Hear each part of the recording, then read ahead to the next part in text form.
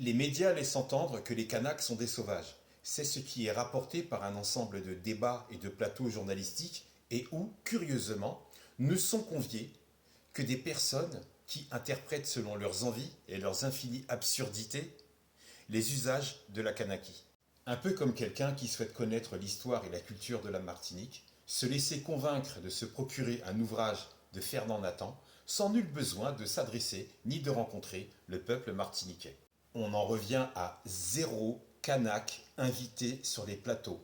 Mais on cite la Kanaki actuelle dans la désorganisation, le chaos, l'angoisse, la peur et la crainte. C'est comme ça que l'information est arrivée jusqu'à nous. Mais on oublie de parler des milices.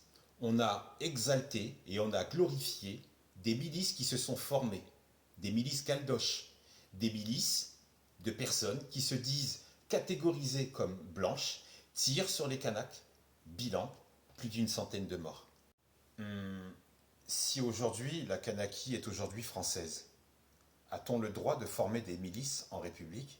En France métropolitaine, on défonce les gilets jaunes. Tu peux y perdre un œil ou un testicule. C'est le retour de la République. Donc des milices à Paris, oublie.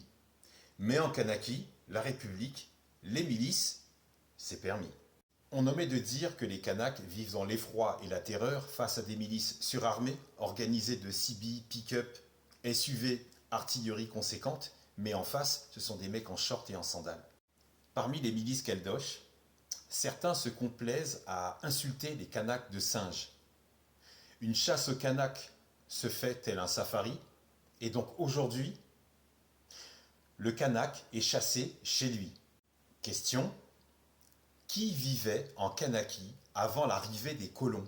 C'est un drame qui se traîne depuis des décennies, depuis des siècles. Le peuple kanak aujourd'hui en souffre. Il se soulève contre la domination et la colonisation. Le peuple kanak demande à être respecté, à être reconnu en tant que civilisation, en tant que société, mais avec une écharde dans le pied.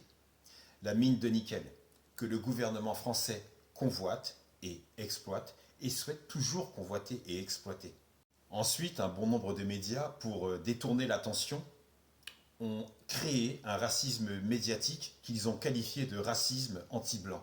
Ça éclate d'un côté, et pour éviter que les événements kanaks prennent trop de place, les médias font diversion et ils te saturent avec le racisme anti-blanc.